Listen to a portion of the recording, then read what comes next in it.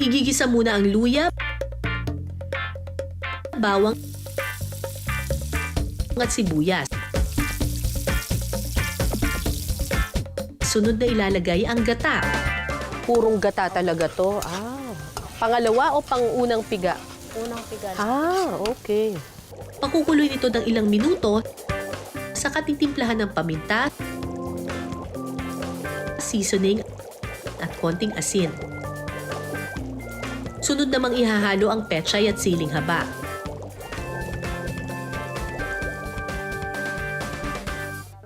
Kapag kumulo na, Wow! pwede nang ihalo ang piniritong tilapia.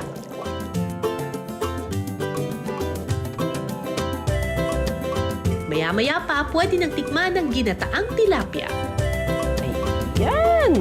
Luto na ang ating ginataang tilapia.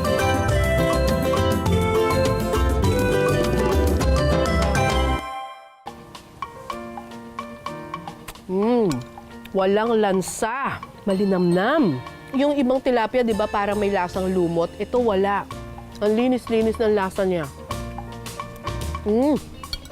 Sarap.